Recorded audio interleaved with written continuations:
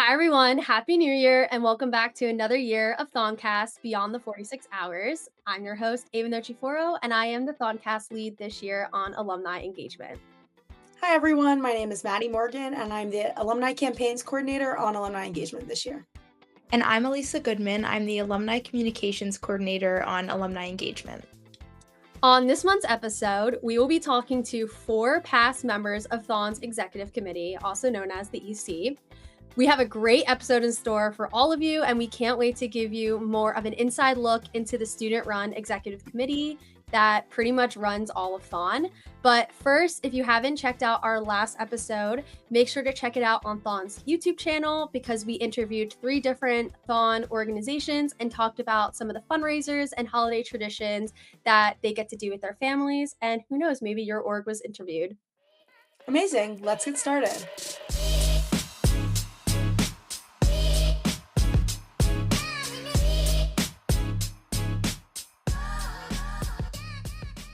All right. So, as always, we like to start each episode with an introduction from a current member of THON's executive committee. And considering that this episode is all about the EC, it only makes sense to have THON's 2026 executive director, Ben Reutman, tell you a little bit more about the executive committee and how it runs. So, Ben, take it away.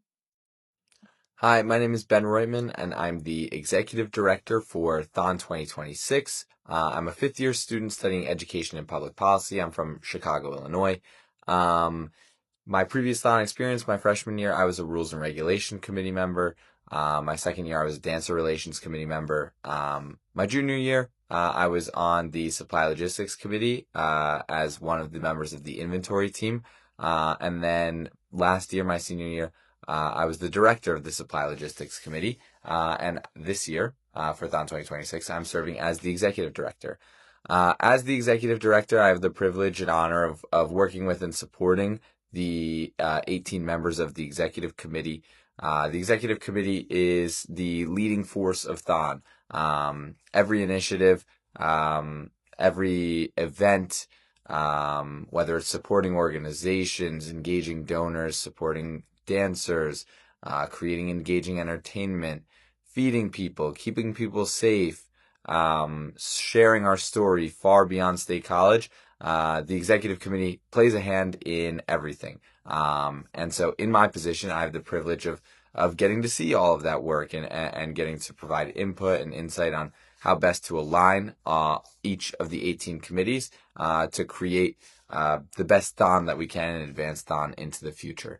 I also have the opportunity and privilege to work with a lot of external stakeholders, whether that be Four Diamonds, our sole beneficiary, folks in university staff positions,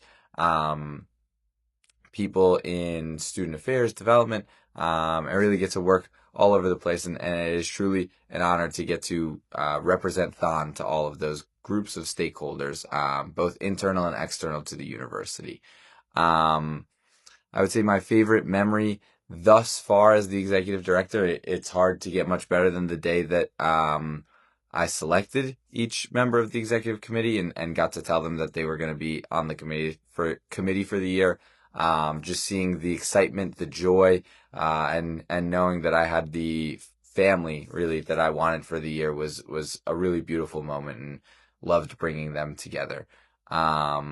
I'm really looking forward to this THON weekend and seeing our families focus on being families, seeing kids be kids on the floor and all around the BJC. THON is such a beautiful weekend, and reminds us of the power of love. I hope it leads us forward towards a cure for childhood cancer. And I know that the collective efforts of our community will bring us there one day. Thank you so much for watching the THONcast, and I hope you enjoy this episode. Thank you. Hi, everyone. Thank you so much for joining us on this episode of THONcast. We are all super, super excited to chat with you all about your time on the EC, what you're up to now. But first, could you guys all just go around and tell our viewers a little bit about yourselves, your THON pipeline, just so we have an idea of who we're talking to today? I can go first. My name's Nina Royer. Last year, I served as the Dancer Relations Director for THON 2025. Before that, I was the Dancer Storage Captain on Dancer Relations. And then the years before that, I was a DRCM twice. Now I live in Boston. I work at Boston Children's Hospital as a patient experience representative. Um, while I study to go to med school, hopefully in the next few years. And yeah, that's a little bit about me.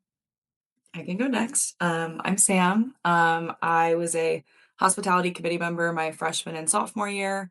Then I was the hospitality promotions captain my junior year, and then I served as the hospitality director my senior year for THON 2024. And then I was also involved on the organization side of THON, and I was the primary THON chair of Whiplash Dance Team my sophomore year.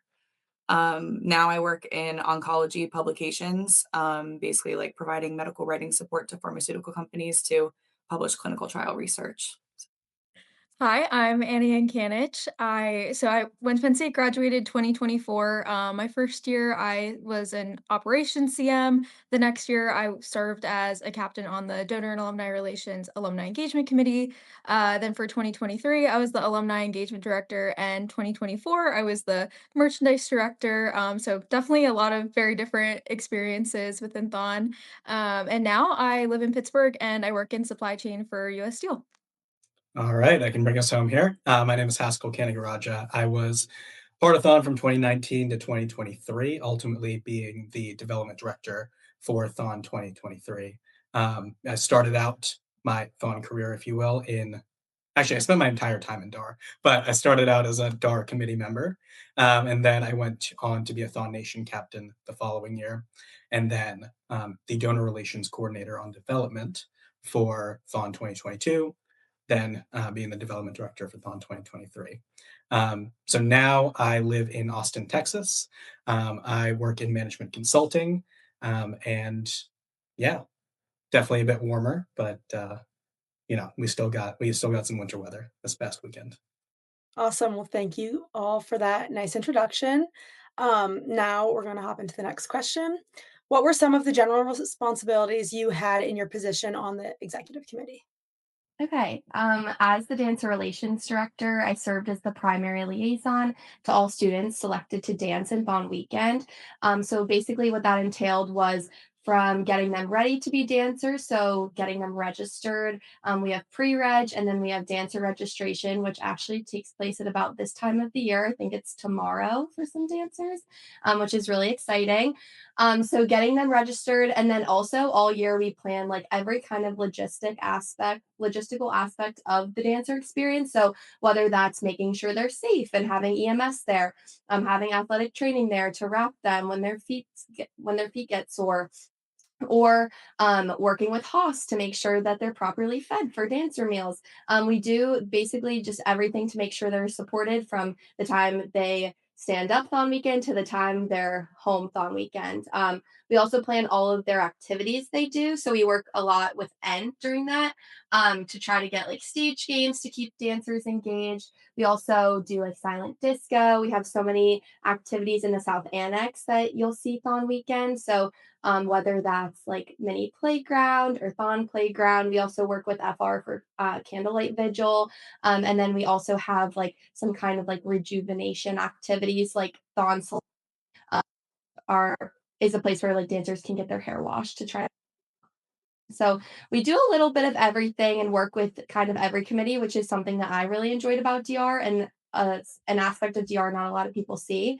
But yeah, that's like the biggest responsibility, I'd say. And then people know we make the line dance, which is a fun thing we do every hour for all 46 hours of Thon weekend, just to keep all spectators engaged and stretched and ready for the weekend. So, as the hospitality director, I was in charge of all of the food and beverage operation for all of the pre-thon events and then also thon weekend. So, we serve food at the Harvest Day Festival with our families. We do the 5K. We do a bunch of smaller events around campus, the family carnival, and then thon weekend is obviously our biggest operation. I was also in charge of staffing all of the concession stands throughout the entire BJC for the whole weekend.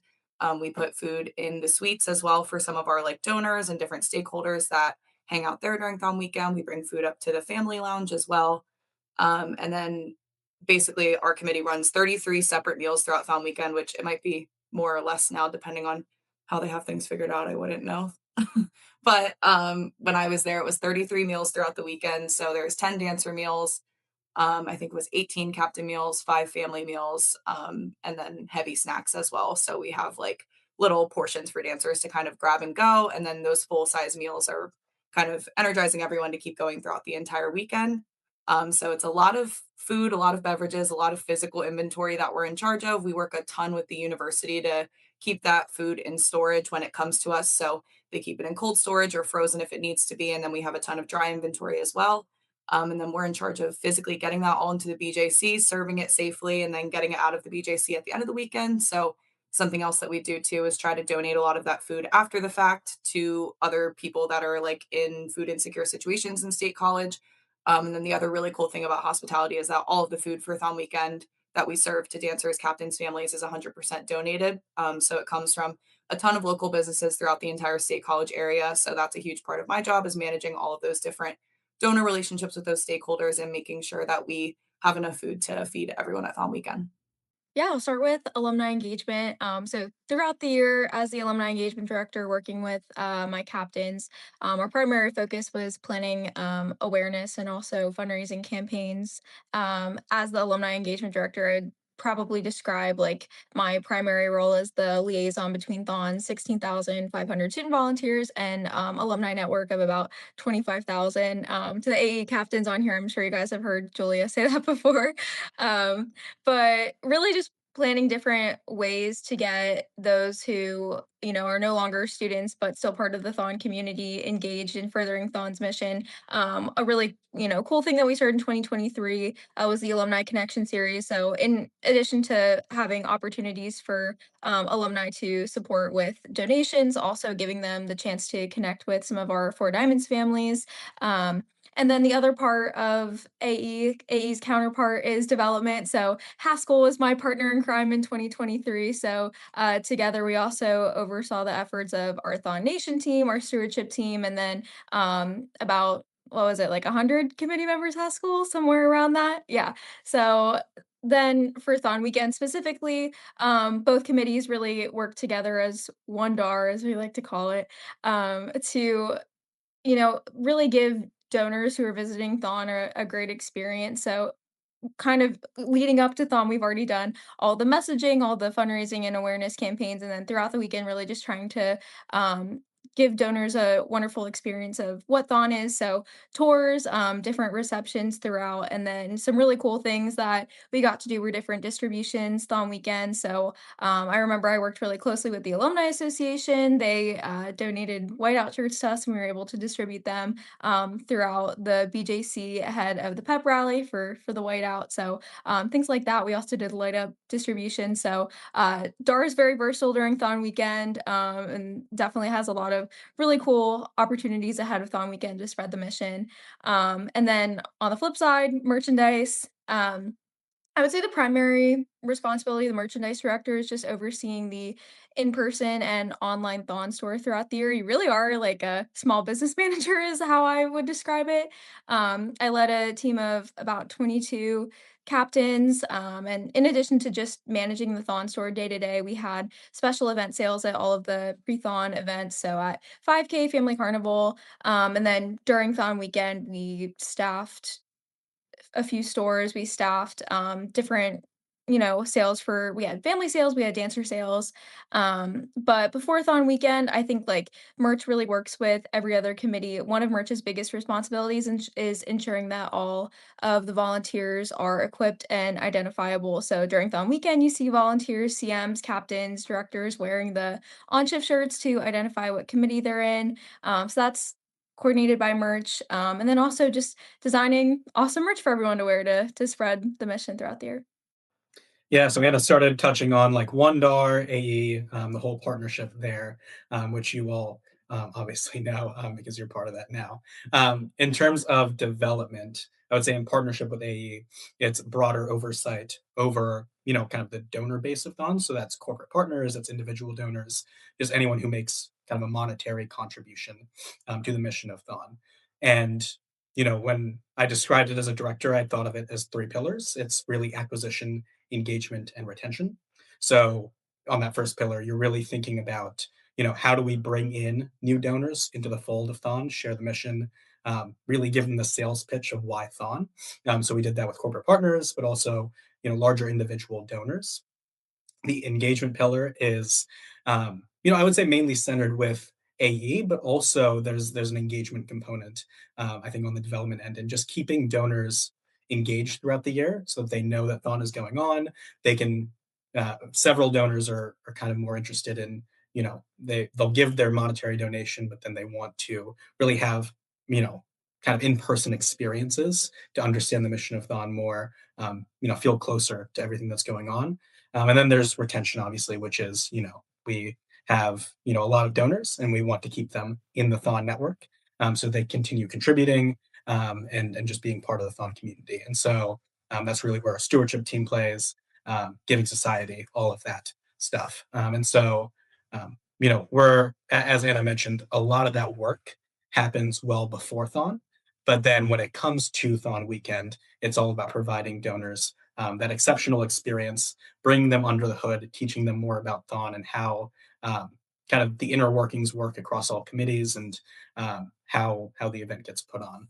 And so I think what was really exciting for me, being a director, was just the interaction that I got with so many people, whether that was, corporate executives, whether that was, individual donors, giving them tours, having the phone conversations with them, learning about their stories and why they wanted to support Thon, maybe sometimes how they were involved with Thon in the past. It was just really rewarding. And so that I would say was part of, like, my favorite part of the job.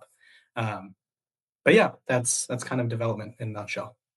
Thank you all for sharing that with us. I feel like that gave us a pretty good glimpse into what you guys all were responsible for and really focused on throughout your time on the EC. So now, would you be able to tell us a little bit about what made you decide to apply to the EC? I feel like I first decided to apply to the EC just because of the culmination of Thon memories I had all 4 years, or I guess 3 years at the time.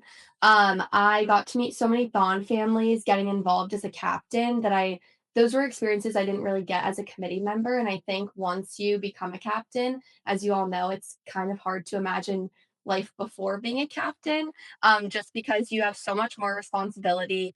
You get like very deeply involved in the mission in a way you didn't really get to before. And I think one cool thing about Thon that committee members don't realize, and I certainly didn't realize at the time, was you really have a captain who's responsible for doing every little thing in Thon. And like no job is too small to have a captain serve in. Like there's people doing things you don't even know they're doing behind the scenes. And I think getting to serve as the dancer storage captain, that was a really cool an eye-opening experience for me because I was getting to work with SL and figuring out what supplies we were going to use to make dancer lockers. And people don't even realize that like dancer storage is a thing. Like dancers need a place to put all their belongings on weekend. Like I certainly didn't know that was a thing during Thon weekend as a DRCM. So um yeah, I think it was just getting to meet all the volunteers, seeing the reasons why they thon really shaped the reasons why I thoned. And definitely as a captain, I got paired with the Braden's legal family through the Pen Pal program and through FR. And I think learning his story and getting really close to their family really showed me that I just had so much more to give. And seeing how much they give to Thon, I just knew that I wanted to be as involved in my final year at Penn State as possible. So I kind of took a leap of faith. I honestly didn't think I was going to get the position just because there's obviously so many great people applying and I don't know, you're applying against people who are like your closest friends on your committee. And it's kind of a scary thing to do, especially being like a student volunteer. It's weird to think of yourself in a way where you're going to years. But I'm really glad I did. Obviously, I got the position and I feel like I committed myself to the best of my ability. And I couldn't imagine spending my senior year any other way. So, yeah, I think it's just being able to see other people's reasons why they thon really impacted the reason why I thon. And I knew I couldn't go a year without being involved in the most impactful way possible. Yeah, I would definitely say some of my reasons are similar to Nina. I was involved with THON a little bit in high school. Some girls at my high school started a mini THON. So my senior year, I kind of helped be in charge of it a little bit, but then COVID-19 happened, so it actually didn't end up happening. But that was kind of my first introduction into actually being in like a leadership role with THON. And then those same girls from my high school came to Penn State, one of them, and she was like, "You should join a committee." And I was like, "Okay." And I got put on hospitality. I had wonderful captains my freshman year who really just energized my desire to get more involved with the philanthropy. I actually applied to be a captain as a sophomore and didn't get selected, but for me, like it really didn't matter. I just wanted to be involved with THON in general. So I ended up applying for that chair position on my dance team because again, I just really wanted to like do something and give my time to THON. My mom was also a breast cancer survivor. She had breast cancer in 2018. So for me, the mission was always really close to my heart and something where, my family went through a cancer diagnosis. We went through, going to chemotherapy treatments, going through surgery, things like that. So for me, I just always kind of wanted to give back and kind of repay the debt I almost felt for all the people that kind of stepped up for my family in that time period. So when I came to being a captain and kind of just having the opportunity to be a director, for me, it was just kind of like a no-brainer to put my name in the ring. Like Nina said, I really didn't anticipate getting selected, but at the end of the day, like she said, like I just wanted to kind of do as much as I could for this organization that I felt had given me so much. It was kind of how I met so many of my great friends at Penn State. It was a way that I gained so much valuable leadership experience. Like I say every day, like I learned everything I know how to do at work through THON, not necessarily through my major at Penn State. I think like you gain so much as an individual through your time in THON. So for me, I was just like, I'll put my name in the ring, see what happens. If it doesn't work out for me, like I'm still going to be involved regardless. So I was really lucky to have the opportunity to serve on the executive committee. But for me, like it was really always about the mission, giving back to families that are kind of going through that cancer diagnosis and having an opportunity to just be a part of something bigger than myself. Yeah, I would echo what Sam said. I think ultimately, like, it just came down to like Thon is what I was most passionate about, and serving these families, like, is really how I wanted to make an impact with my time at Penn State.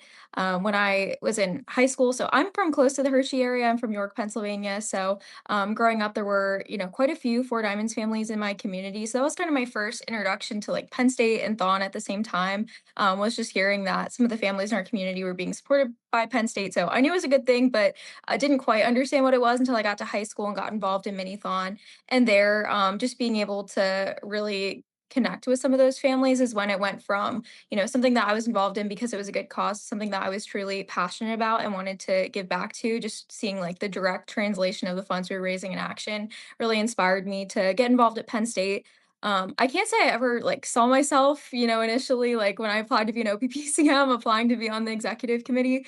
But I had a captain my first year, even though everything was virtual pretty much because it was 2020 and 2021. I had a captain who really did a great job of just encouraging us, inspiring us with her passion for Thon. And to me, like, I think that really meant everything. She encouraged me to apply to be a captain. And then that next year, I had a very similar experience with my director, Will. I feel like he really just encouraged me and supported me throughout the year.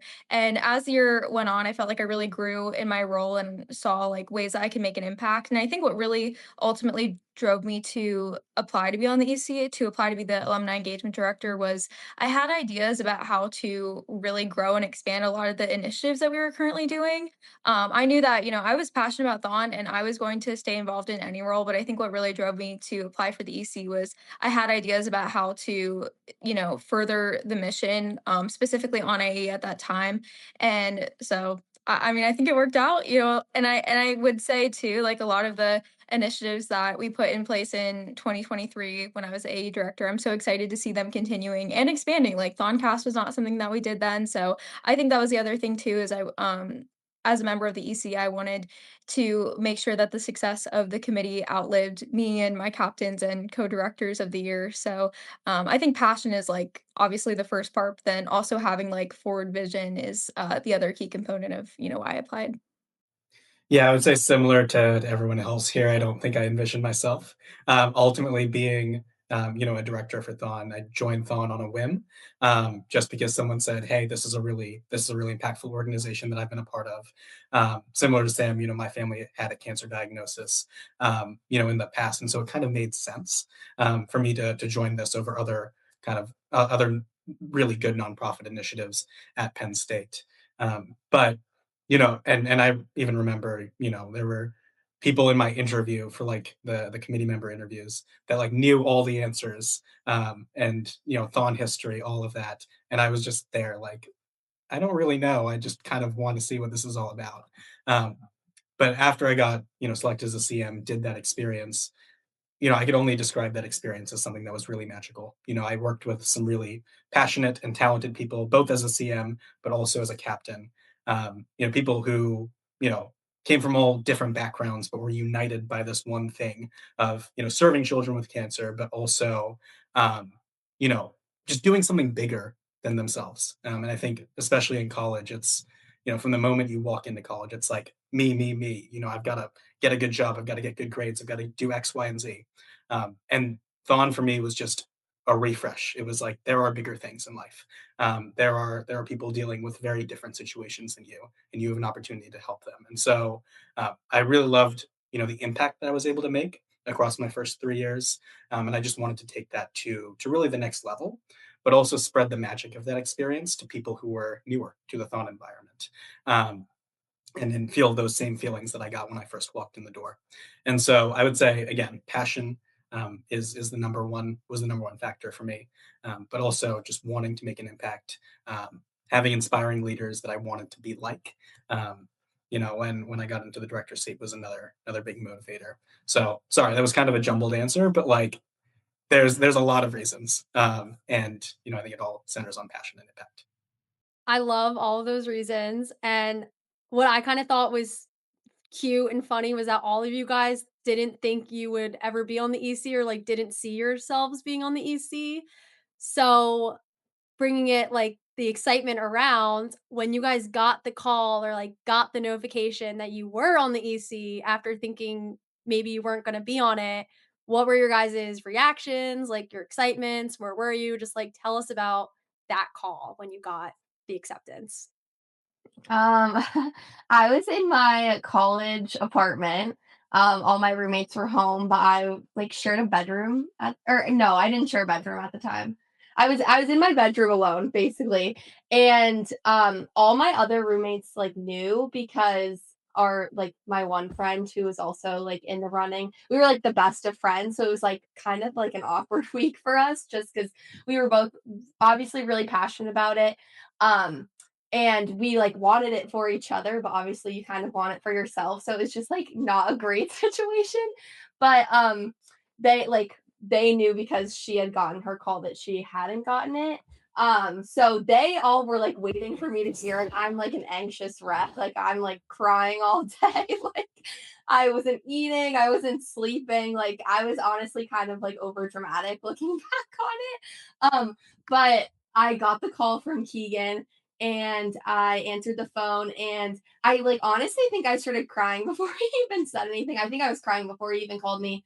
And then he at like basically told me that I got the position, and I think they asked you if you accept it, and I think I didn't answer, and then he was like, no, I like need you to tell me that you accept the role. And then I was like, oh my gosh, of course. Like I didn't even think that was a question. And then yeah, he like didn't let me live it down. He like brought up the fact that I like didn't accept the position for the first like 5 minutes of our phone call, like the entire year. So yeah, that's how my story went. And then a lot of screaming and jumping and hugging. So my that day that we were supposed to be getting calls, it was also parents' weekend for my sorority. So both my parents were actually in town at my apartment. My roommate was also in the running for a different position. He got a call saying that he wasn't selected.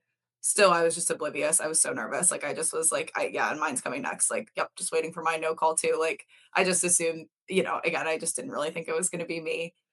My dad ran downstairs to go get an energy drink before they were gonna like go hit the road, and of course that's when I got the call. So he unfortunately wasn't actually in my apartment when it happened, but my mom was. But I got the call from Will, and I was like, I guess I have to go answer this. So I like ran into like my bathroom because I was like, I don't know, I need to like be alone.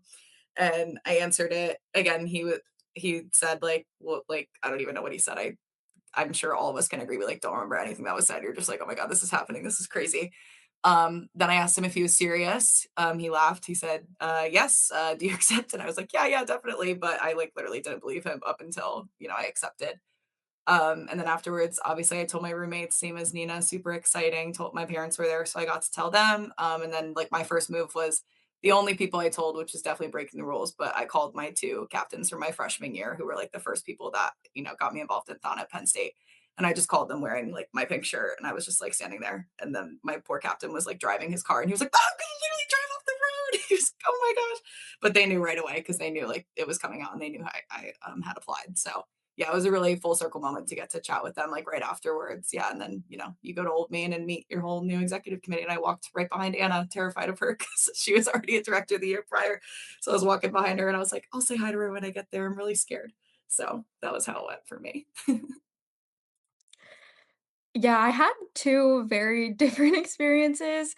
The first time, I just was, like, so excited. I got the call from Lily. I was in my apartment with, like, my 2 roommates who were, 2 of my best friends in college, and, like, they knew that I had applied and, was, like, really nervous and stressed all week. Like, I really like, I applied, as a sophomore going into my junior year, and I really did not think I was gonna get it at all. Like, I know we've, like, all said that at this point, but I just applied because it was something I, like, felt, like, called to do. I really wanted to do it. I think the interview went okay, but I was fully expecting her to just say, "I'm sorry, like, no," but, it was really exciting. So, got the call from Lily. I really don't remember it, but I do remember, like, going into my roommate's room and all, like, jumping around and, like, celebrating. That was really exciting.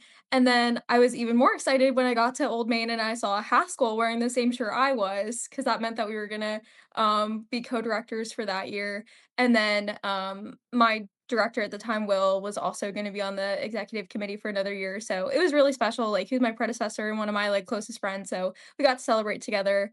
Um, and then the second time around was really kind of a shock. I did not apply to be the merchandise director, so when I got the call, I was like, "Oh," like, it was like, "Do you wanna be the merchandise director?" I said, "Oh, really?" And he was like, "Yes." And I was like, "Are you sure?" And he was like, "Yep." I don't know. I was really shocked, and I don't know if I reacted probably, like, how I felt. Like, I was definitely excited about it, but, like, I think Will probably thought I was not too excited about it.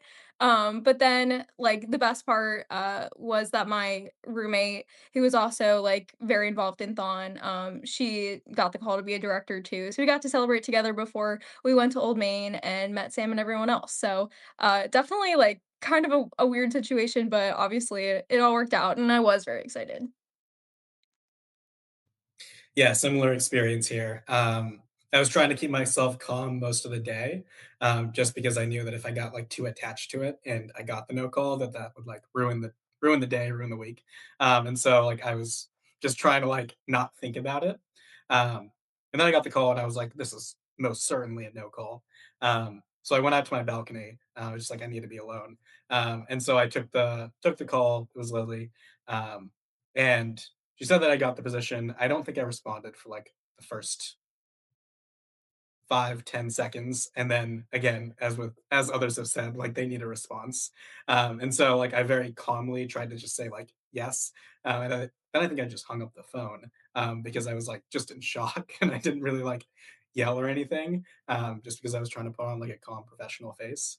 So it was yeah, probably the least exciting call that she got to do that day. But right after I like let out this deep yell from my balcony. Um, right onto right onto Beaver Avenue. I think these like there were people walking, obviously, and then they all just like looked up and they were like, "Who is this guy? And like, what is he doing?" Especially on a Sunday. And yeah, I don't know. It was just a lot of celebrations after that. My roommates had known that I applied, and so I think once they heard the yell that could be heard across all 8 floors of that apartment building, they knew what the answer was. And then it was great. Got to see Anna at the Old Main meetup. Will like several other people that I guess I'd like seen before, but never really knew them. And now they're all very very close friends. And so it was just a great day all around. Oh, that's so special. I was cracking up at some of your guys' stories, especially yours, Nina. That was really funny. And you, Haskell, like screaming on your balcony. I would do the same thing. That's so funny. All right, so for this next section of the interview, we want to learn a little bit more about the four of you guys individually. You all have had incredible experiences both as a director and as alumni, as we heard in the beginning. So we just want to give you guys all the floor to kind of share your personal successes with the THONcast audience. So, starting with Nina, we know you were just chosen as an alumni dancer pair for Thon 2026. Congratulations to you and your partner Gianna. We can only imagine how excited the two of you are to dance, especially with both of your experience and history. We're just over the moon for you. So, could you tell us a little bit more about the process of fundraising as an alumni through DMAG? Yeah, so Gianna and I met as DR captains together, and from the first time we met, I just knew we were going to be the best of friends. She gives off the best energy. We really get each other on like a different kind of level that I haven't really experienced a lot before, and she just grew to be one of my closest friends so early on into being captains together. And even after being captains together, we have just been so close. Like I've seen her once a month since graduating. I can't go a day without talking to her. And we knew that as alumni, obviously it's very bittersweet graduating, but I think the most bitter part of graduating was not being involved in Thon as students. And so we were trying to brainstorm ways that we could still be involved. And obviously I'm still really close with my successor, Annabella, who serves as the dancer relations director this year. I talk to her every week, hear what she's up to, try to help her and advise her in any way I can. But I knew I still had more to give. And what better way to be involved in Thon than try to dance? So we decided over the summer, honestly, probably right after graduating, that we were going to do this. So July 1st came, we registered with DMAG and started fundraising. We started just doing like peer-to-peer fundraisers off the bat just for like the summer fundraising window. So reaching out to family, just trying to get donations from them to our donor drive. And then as like the fall fundraising window started, we started trying to plan fundraisers and try to find like other ways to get money from people rather than just asking them for out-of-pocket donations. So I was asked, I think Julia gave my name to the president of the Boston alumni chapter, Dee Dee DeBoer, and she reached out to me about speaking at Boston Night of Hope, which is the Boston alumni chapter's big event that they do for fundraising for Thon.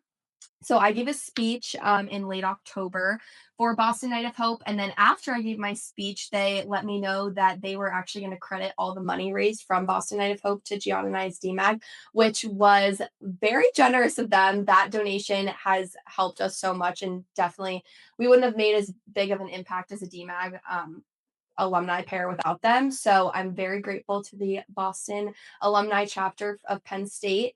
Um, and yeah, we've been fundraising. It's been really successful so far. It was kind of stressful for a little bit, but then we got the call from both Julie Henry and from Julia just, I think, a week ago now that we got chosen to dance because we were in the top three highest fundraising couples. So I'm so excited that we get to do this together. There's honestly no one else I could imagine dancing with. And it's just really cool to think that this year, in the dancer's shoes. And last year I was planning the very initiatives that I'm going to get to experience as a dancer this year. So it's definitely a full circle moment for me, getting to stand with everyone. And last year I was really stressed when all the dancers stood. Now I'm going to be the one actually doing it. So I'm really excited. That's awesome. And speaking of full circle moments, I'm sure as a DRCM and a DR captain and then DR director, I'm sure you have kind of unique perspective on what dancing would be like as a whole. So, how do you think your experience in each of those areas will help you get through the weekend? Ooh, that's a good question. I am very excited to be paired with DRCMs. I think that sometimes they're the unsung heroes of the dancer experience. I think it's very easy to think you can get through the weekend without them, and they're just like kind of a pest following you around on weekends, but they are very helpful. They're trained all year to help you with stretches, and they know when your meals are going to be, especially for dancers that don't know what time it is. I think DRCMs are really helpful in that sense. So I'm definitely going to take all the stretches I learned from being a DRCM into account during Thon weekend. And I just kind of want to be like best best friends with my DRCM. I feel like it's a fun, I'm going to feel like I'm a student again at Penn State and living through them. So I'm really excited to meet them, whoever they are. They're either going to like love hanging out with me or think I'm like insufferable to hang out with all weekend. So that's going to be super fun to see who they are. I think as a captain, I'm definitely coming from the dancer storage side of things. I'm going to pack lightly and pack extra bags to send home any dirty clothes I have with my pass holders that come to visit me. Because I know that the lockers are really small and people overestimate how much room they have. So I think I'm going to take that tip. And then just like taking into account all of the activities we have. I feel like sometimes as a dancer, a lot of feedback we get from them is that it's kind of overwhelming knowing what's going on and like keeping track of everything, especially for dancers who don't know what time it is. So I'm going to try to do every single activity that the DR captains and their CMs have planned out. I'm really excited to read dancer and get to experience my first like package call as a dancer. So I'm excited for that. I really want to try out a thon salon. I was the CM that like would put gloves on my feet and like wash everyone's hair. So I'm really excited to get my hair washed and just like try to do all the stage games and all the fun things that all the captains spend so much time and effort planning. I'm doing dancer pageant, so look out for my talent on screen. Yeah, I think I'm just excited for to be able to experience everything as a dancer that I helped plan and oversee as not only a CM but a captain and director. I love that. And you kind of touched on this a little bit, but if you could give any advice for 2026 dancers, especially with your wealth of knowledge on DR, what we'll do your top 3 tips. What are Nina's top 3 tips for surviving the weekend as a dancer? Okay, definitely drink so much water, drink more water and eat more food than you think you'll need. There's like Sam said earlier in the episode, there are always snacks and always things to grab and snack on even if you're not hungry for a full meal. Like definitely keep your body fueled because I feel like sometimes people underestimate how hungry they're going to be throughout the weekend and it's good to always be drinking water. So I'm definitely going to do every single water social. That's a big tip. Number 2, I'd say stretch even when you're not sore because it's going to catch up to you later in the weekend and your late thon weekend self, your 46-hour thon weekend self is going to thank your hour 1 thon weekend self when you've been stretching all weekend long. And then number 3, don't be afraid to ask for help because every single person there wants to help you. I feel like some of my greatest moments as a DR captain and a DRCM were when I found a dancer who was kind of struggling, who was by themselves and someone I didn't know at all. And I just offered to like walk around with them or even just like give them a hug. It's kind of awkward at first because you're like, oh, I don't really know this person. But the worst I can say is no. And I've definitely gotten some rejections for hugs, but sometimes it's nice. And then there was one situation where I saw a dancer like final 4 after seeing her struggle like hour 12 and she came up to me and she was like, if you hadn't said hi to me and walked around with me for like 30 minutes, I don't think I would have been standing here today. So you really don't know what kind of impact you're going to have on someone um, when you're a volunteer. But as a dancer, ask for help because someone is there and wants to give you a hug or a piggyback ride or walk around with you if you're bored. So I'd say those are my top 2. Thank you so much, Nina, for sharing all of that with us. I'm sure that's going to be super helpful to any of our prospective dancers for THON coming up in a couple of weeks.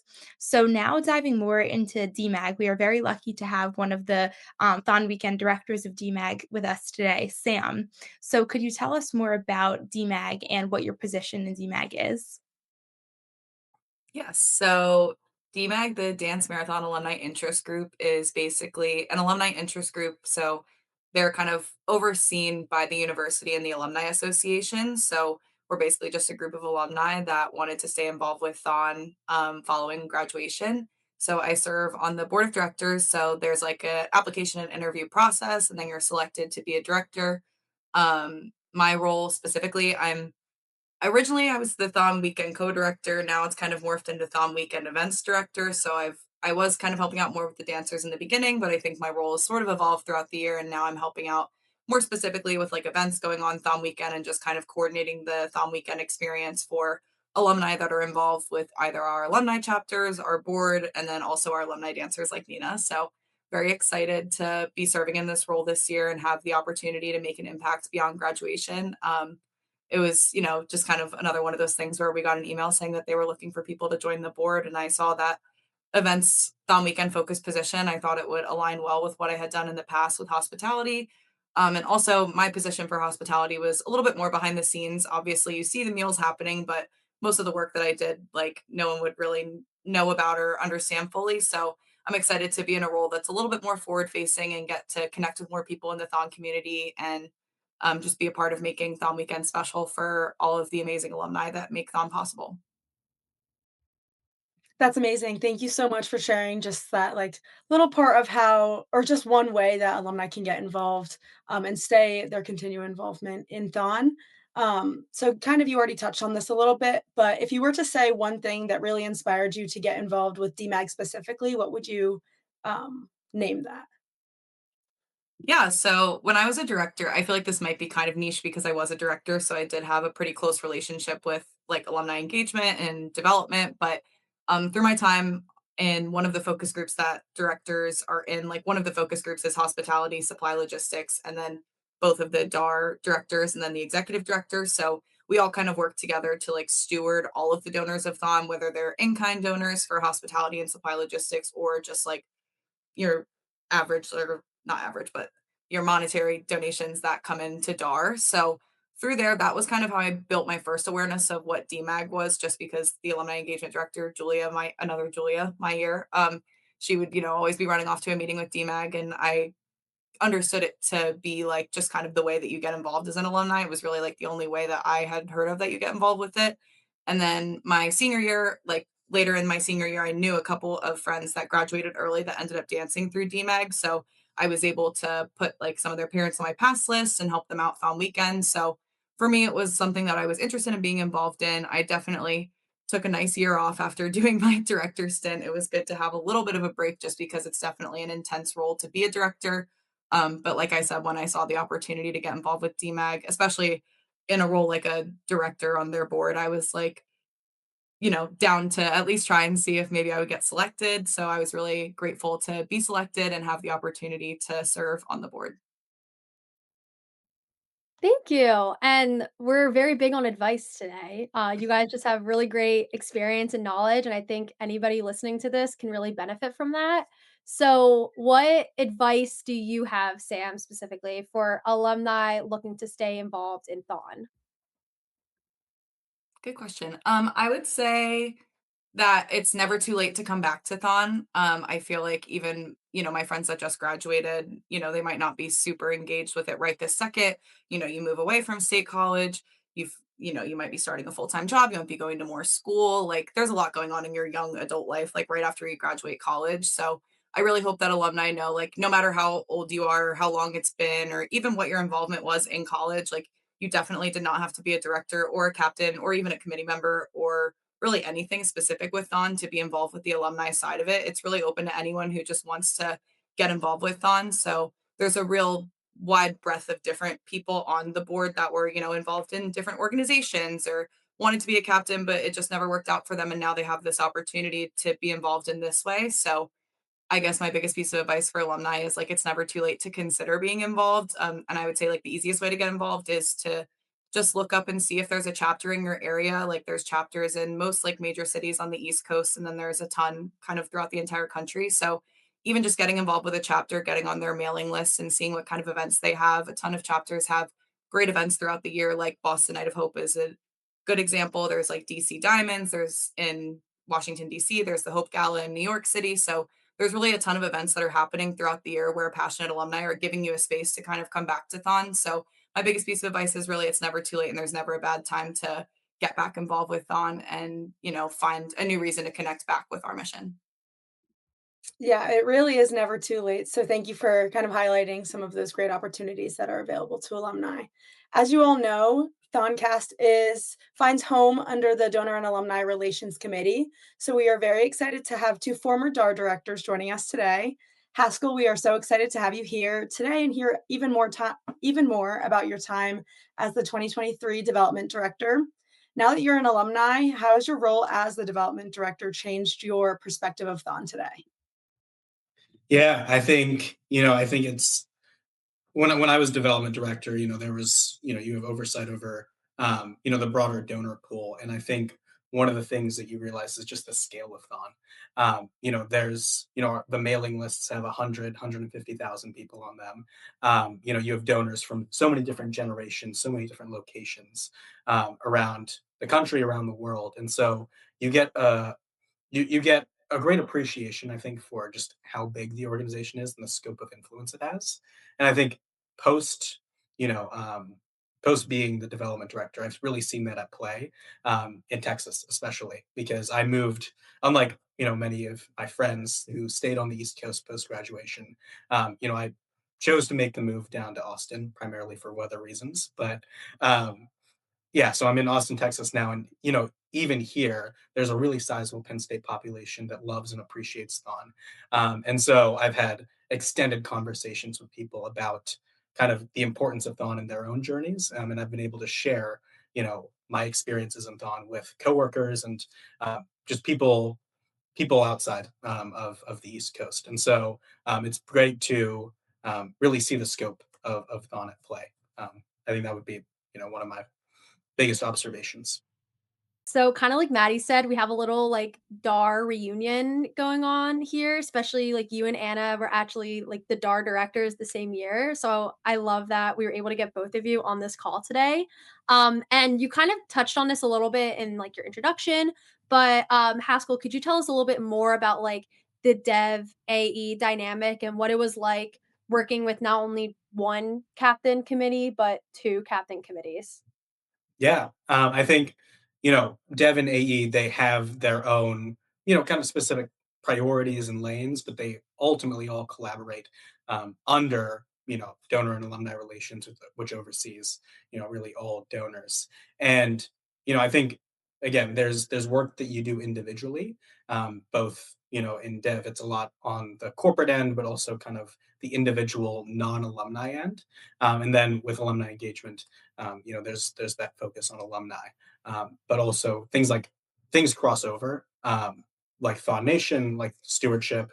My memory is a bit foggy on the exact teams, but there was still a lot of collaboration because there's so much overlap. I think in the donor network, Anna threw out a number earlier, and I don't remember what it is, but a very sizable portion of the donor base is alumni, and so there needs to be that collaboration there across like our initiatives, our communications, everything.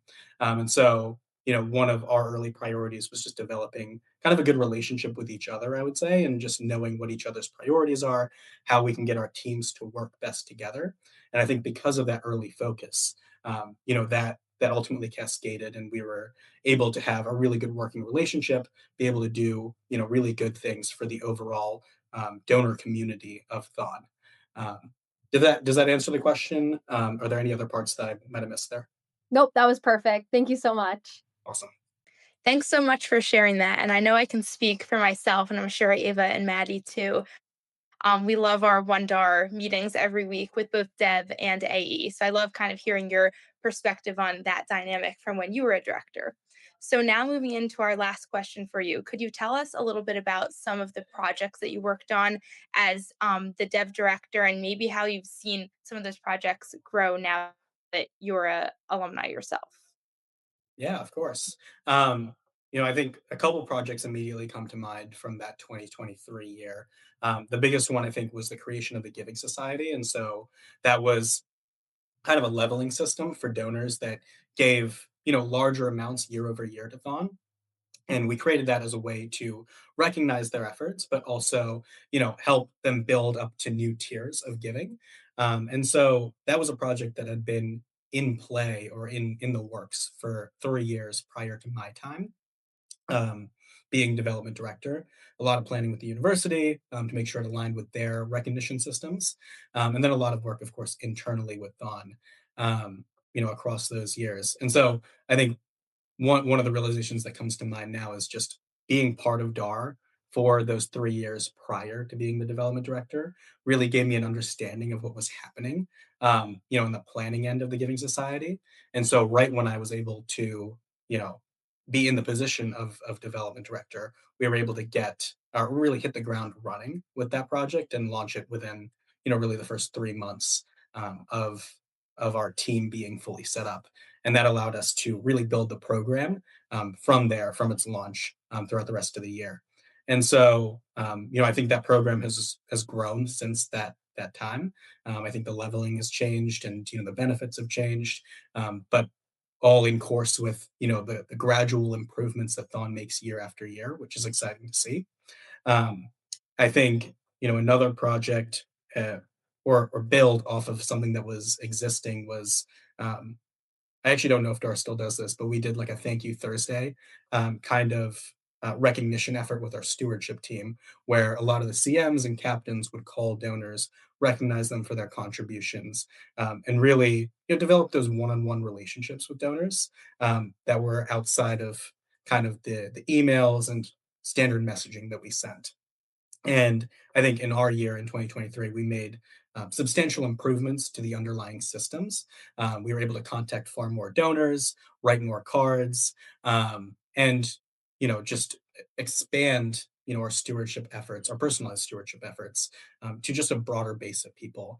And that was really exciting. And I think we got so many more people involved within the DAR community in that effort. And they all had raving reviews of just how the experience impacted them and how awesome it was to interact with donors. And so those are two, big initiatives that I think, were quite impactful during my time as director, and I'm excited at how they've grown since. Thank you. And I'm very happy to share that Thank You Thursday is still well in effect. We all love Thank You Thursday. Yes. But that's really cool. I didn't know that that was an initiative kind of started when you were director. So that's really cool to see that 3 years later it's still happening. All right. So kind of switching into our last amazing director on this call, Anna, last but certainly not least. So we're very happy to have you because you not only have experience as an AE director, but you also have experience as a merch director.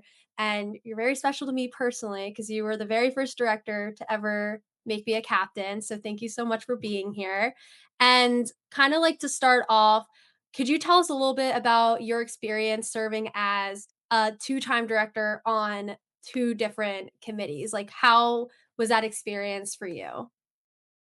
Yeah, absolutely. And thanks so much, Ava, for that kind introduction. It's really been awesome to see how much you've grown over the past couple years. And I think like similar, we have like similar experiences of trying different committees. And I think that that is really what like I enjoyed the most about Thon and kind of like where I'm going with my answer. But obviously, like, I I feel like a lot of people or a lot of, my friends that I made through Thon kind of stuck with, one committee the whole time, and, I think that's great, but I think what really benefited me and, like, helped me to develop as a leader was having experience on different committees and, kind of understanding how different areas of Thon, worked. Started in operations, went to donor alumni relations, which are very different. And I can't claim too much with OPP because it was virtual. So, like, I didn't even do a mat cleaning, but it was a lot of fun. And I still got, a feel for what the committee was like. And then going into merchandise, I think, like, overall, what I would say is, it was definitely a very, like, impactful experience for me. It was life-changing. It was very time-consuming, but I think I grew a lot through that, and I think I was successful because I was able to take my past experiences and apply them to the positions that I was in. I would say my first year, like, as the alumni engagement director, I think what I really learned from that was, a lot of what you're doing is you have a very like outward facing role. You're working with donors, you're working with university stakeholders, you're working with different alumni event leaders. So really understanding how to develop good communication skills and cater to the audiences that you're messaging to. I think that that was like the biggest takeaway from my role and something that I even use now today in like my 9 to 5 job, which is great. But I think like overall, just experience wise, it was very exciting to do it the first time. I made some really amazing friends, had some awesome memories, and like I'll never forget, like, the first time that I got to, go on the football field in Beaver Stadium, like, that was awesome. Like, things like that, total reveal, like, those experiencing that for the first time was really special. And then going into merch my 2nd year, I think, like, as the AE director, I had been on DAR, like, the previous year, so I understood how the committee worked. It was just more figuring out how to be a director, like, how to lead a group of people, like, how to actually do the role and, like, engage the alumni. But merchandise, like, I had never been on that committee before. I didn't know how it worked. I really didn't know anything about merch, but I did know how to be a director. I felt pretty confident at that point in my leadership skills and collaboration. Like, I had a pretty good understanding of THON and how all the other committees worked at that point. So I think like that I didn't really have to overcome that obstacle. Like I had an understanding and I knew it could work well with others. So I think like through merch, I was able to kind of put a lot of trust into my captains and hit the ground running and obviously got up to speed with everything. But I think like the biggest thing is I really took what I learned from AE. Merch has a lot to do with marketing, making sure that, the merchandise that you're making is who are you making it for? Who is the target like customer that we're trying to make this merch for and sell it to and how are we, promoting that to them. So I think that like those were actual like skills from my previous position that I was able to bring here. External stakeholder relationships, like I was working with donors previously, then as the merch director, like I was managing relationships with vendors, which is funny because that's what I do now. I work in procurement, so a lot of my job is managing supplier relationships. So pretty cool that I was able to take my THON experience and bring it into my like professional career now.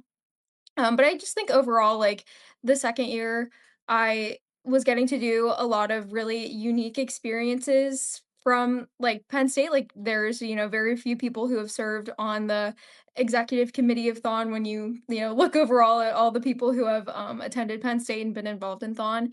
I got to do all those things for a second time. So I think I really just tried to like cherish the memories, really like enjoy the experience and not, like tried to like take a step back and realize, like I'm doing this because it's something that I care about because I'm a volunteer. Try not to let like the stress get to me all the time. And I think I had a really great year that year too. Not that I didn't in 2023. Obviously met Haskell, like everybody there. That was awesome.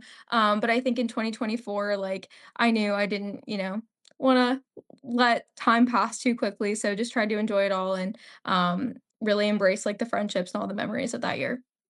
Hopefully that answered the question. That was kind of a ramble. No, that was awesome, thank you.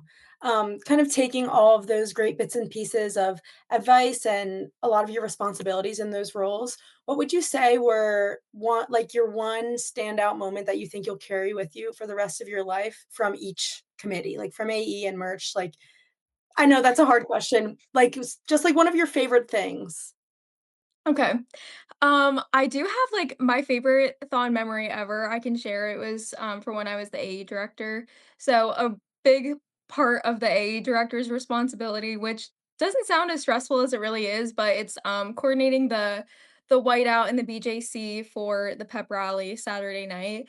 And man, this is a lot of work. I don't remember exactly how many shirts there are, but there's probably like I don't know, like 12,000 shirts maybe that you have to make sure everybody in the BJC gets one and is wearing one before the pep rally. And the logistics of that can be a nightmare. It takes months of planning. It involves like almost, I don't know, probably like 10 other committees.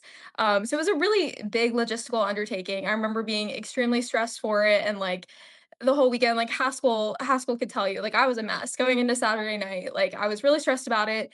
But we had a plan. We had as a committee with the other committees who were helping us out, like we went over the plan. It was sound. And when the time came, like they were executing it perfectly. And like everything went off without a hitch. All the other committees helping us, like everything went so well. We were ahead of schedule. I got to go up and like see the whiteout and like I already was like feeling it. Like I was crying a little bit. I was like, wow, like this is crazy. Like you're seeing like something that you worked so hard doing, like, and all these people in the BJC are appreciating it and getting really excited. And after that, like I think the moment that was most impactful was like I went down to beside the stage, and there was so much going on. Like SC and Ent were bringing in all the talent who is going to be performing, and all like the sports teams who are going to be performing in the pep rally, and like they all, knew exactly what they were supposed to do. R&R was keeping the building safe. Crazy stuff was going on. Like captains didn't need any directions. All the CMs were like in place, like doing what they needed to do. FR already had the families in the pit. They were all excited. And I guess just like at that moment, like I really saw like everybody coming together, like fully confident in their roles. Like even though like Thon is this huge thing that we plan for months and months and really like over a year, like we're doing it to make sure that you know everybody who's there has the best experience possible, and seeing all the volunteers just like empowered and doing what they were supposed to be doing and trained to be doing, to create this like huge event, and then also seeing all the white shirts. Like I don't know why I keep coming back to that, but it was crazy like seeing the BJC like all white. And we did glow sticks that year, which was another nightmare. So seeing the glow sticks come to life, like it was just really cool. And I remember thinking like, wow, like I don't at that point, I was like, "I don't know what I'm gonna do for 2024, but, I really just, wanna see, like I wanna help the Thon community get to this point again where everybody is empowered and coming together." So, kind of ramble again, but, that was, like, a really cool experience.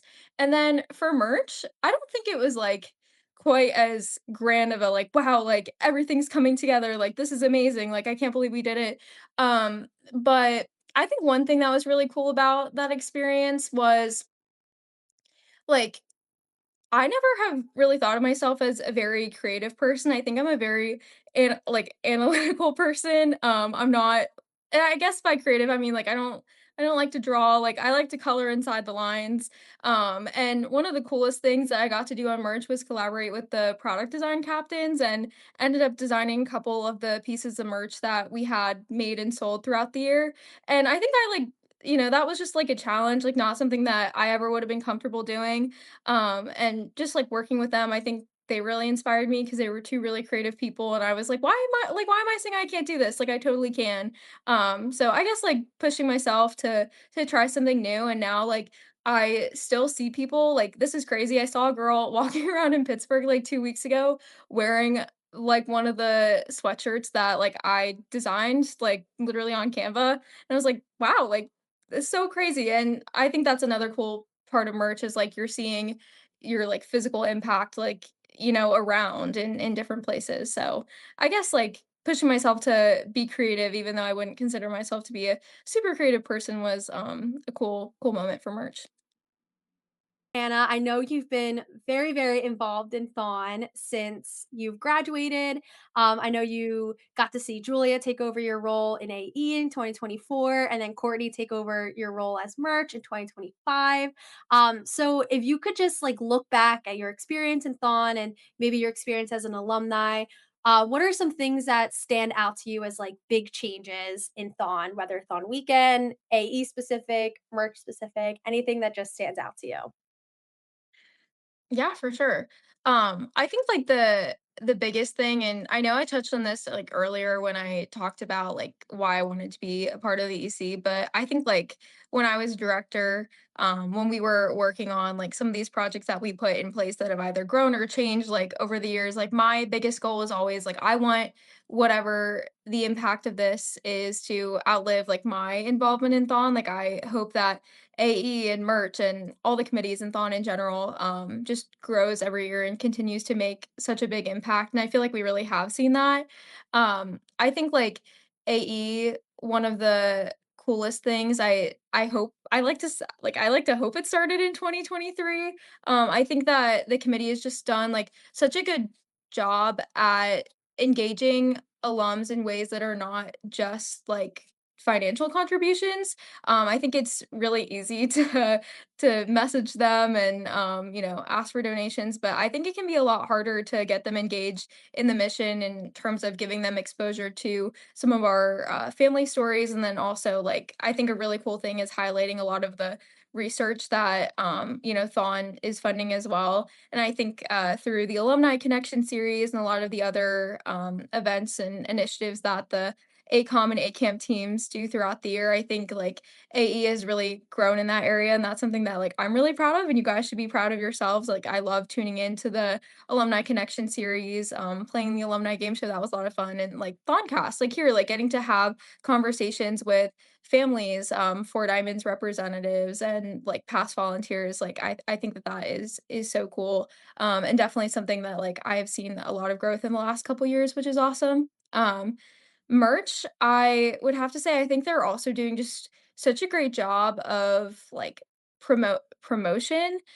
Social media was really not like a focus of ours when I was the director. I think like coming in there was so much going on, like not a lot. Like you couldn't tackle everything at once. Like there was some stuff that, probably was going to be like, hey, like here's something you can work on in the future. And I know last year and especially this year, I think they um created some new positions that catered to like digital marketing, social media, and like really focused there. And I think have been able to kind of attract some new customers, which is really awesome, and showcase all of the amazing designs. And I think just like collaborate really well with the PR committee to make sure that a lot of the promotion that's going out is like seamless with the rest of Thon's brand. So I feel like merch is really killing it with getting the merch out there, spreading the word. And that's something that I love to see because the product design captains and all the captains on merch work so hard to make that possible. So definitely check them out at the store.thon.org. So, kind of on that note, as we reach the end of this episode, we wanted to wrap up with two fun closing questions. So, to kick it off, something that we kind of ask everybody who is a guest on THONcast is who would be your dream national act? Okay. This is kind of hard. I feel like selfishly, Adele has been like, I don't know, in my playlist, I feel like it wouldn't be like a good vibe for Thon, but I love Adele. If I had to go like vibe for Thon, if I'm like matching Thon's energy, I'd say like Coldplay is a really good one. And maybe that's a hint for my D patch performance. You'll see. Um, I would say like going for the vibe of Thon. I feel like Imagine Dragons would be so like awesome, but like my actual dream individual to see on the BJC stage in that small environment would totally be Beyonce. Like I need her. I need her at Thon. So someone get in contact with her. Yeah, like, if it could be anybody, it would be Taylor Swift, like, that's who I'm picking, but, do I think that's realistic? No, and do I think my, like, second choice is realistic? Also not, but Pitbull, like, the most fun I have ever had probably was when I went to go see Pitbull in Hershey, and, like, I can just imagine the whole BJC, like, just dancing and, like, having so much fun. I don't think he would be a very good national act. I don't really think he's, like, probably the best one, but I love him, and I know everyone would have fun. Yeah. So I think the one that immediately comes to mind that also is like, yeah, like works for Thon, is One Republic. Like I would give everything to have One Republic perform at Thon. If I ever become a wealthy individual, I would give all of my money to Thon just to get One Republic to show up. But yeah, I think, like love all of their songs. I think the second one, if we were going like strictly an individual, I'm like a huge country music fan. And so if we got like Luke Combs or something, that would be game over. Like I would love that. Those are some fun answers. Lastly, to wrap up this THONcast episode, we would love to know how Thon has helped you all in your post-grad careers. Oh gosh, I feel like there are not enough words to describe how Thon has impacted me professionally. I think as a lot of how everyone else has mentioned so far in the episode, they've just grown as a leader so much. But I think Thon has really showed me like how I want to spend the rest of my life. I always knew from a young age I wanted to go into medicine, but after being involved in Thon, I feel like I've kind of found my path in pediatric oncology. So I think that's what I want to do as of right now. I'm really interested in the research side of oncology.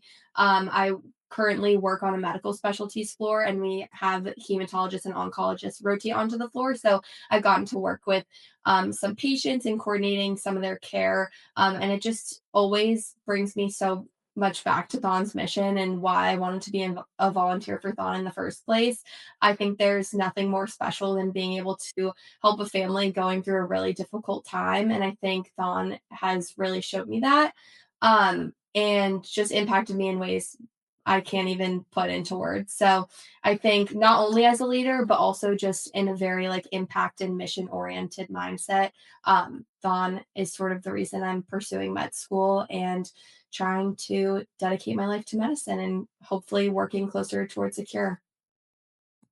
Yeah, so I work in similar but different part of the same kind of vein. I work in oncology publications, so I'm kind of a project manager, and each project is like a different abstract or a different manuscript that's publishing clinical trial research. So I really find a lot of purpose, and you can manage projects at a variety of different companies doing a variety of different things. But for me, it's so special that the niche pocket of the industry I'm in that I've ended up in that I get to work with oncology publications. It's really fast paced, so I think working as a director and kind of being in charge of a bunch of people and having a lot of different plates spinning at the same time has served me super well in my career because I'm managing like anywhere from like 40 to 100 publications at once on the team that I'm on. So we're working hard all the time to get that data out to doctors and then eventually to patients to get them the best treatment possible to help them kind of deal with their cancer diagnosis. So for me, like Thon really has helped me to connect to the work that I do every day. And I'm really grateful that I get to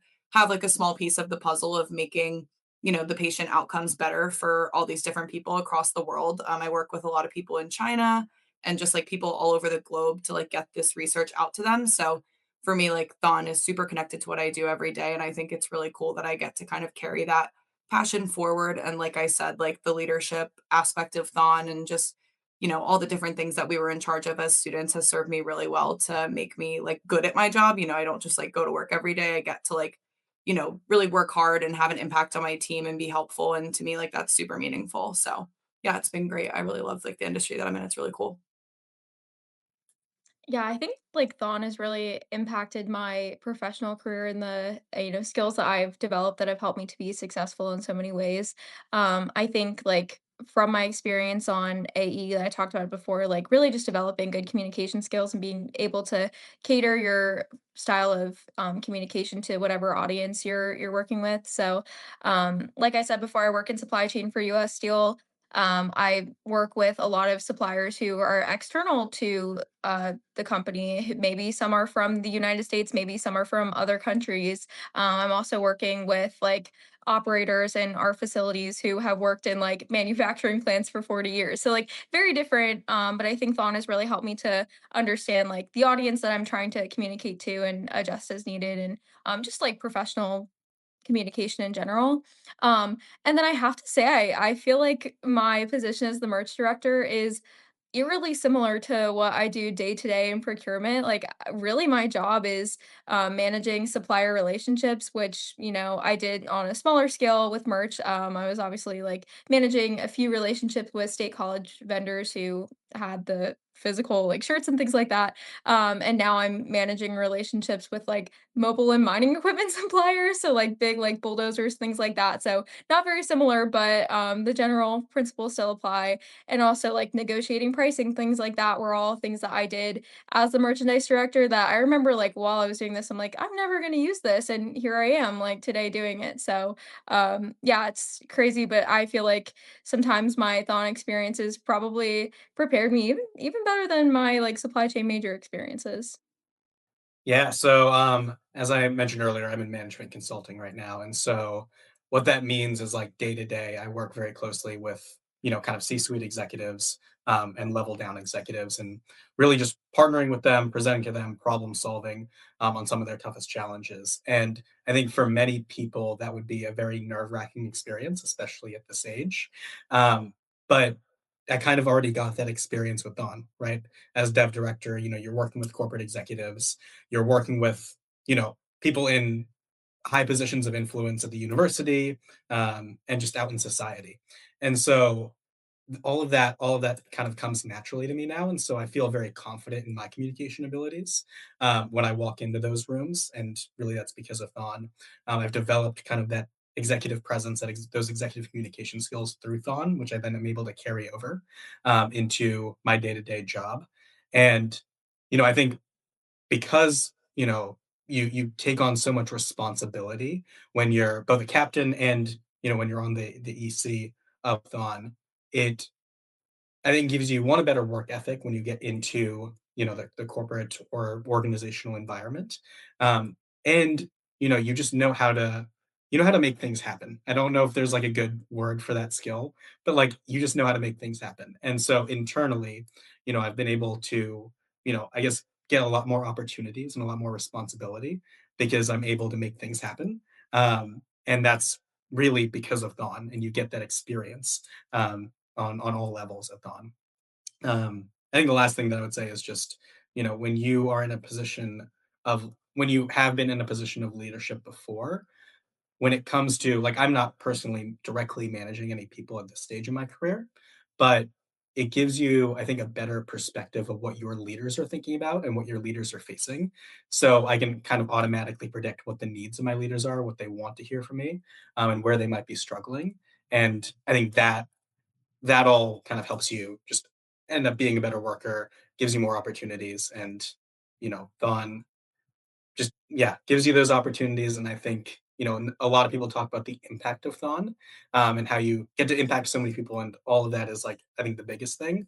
I think what's less talked about is just the professional development that happens in Thon at really all levels, and I think you could talk to everyone that has graduated, and they will all have their own stories of how Thon has helped them really become a better employee and opens new doors for them. That's awesome. Those were all some great insights. And I already see some of those like leadership skills and just lessons learned translating into my other extracurriculars and just life in general as a student. So I'm excited to see kind of Thon in general play out in the rest of my life. But with that, that was the last question that we have for you all. So thank you all so much for being here. This was genuinely such a special episode to us, to alumni engagement, and Dev and everybody involved. So hopefully it's just as exciting for you guys and for everybody who gets to listen and watch.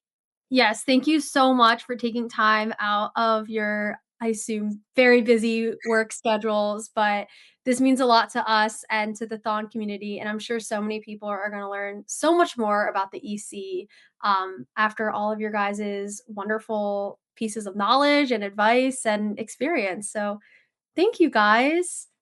As always, thank you so much for tuning in to this episode of THONcast Beyond the 46 Hours. We are officially less than 30 days away from Thon 2026. If you would like to donate to this year's total, visit donate.thon.org or scan this QR code. We hope to see you in the next episode, and of course, we hope to see you at Thon 2026. Bye, everyone.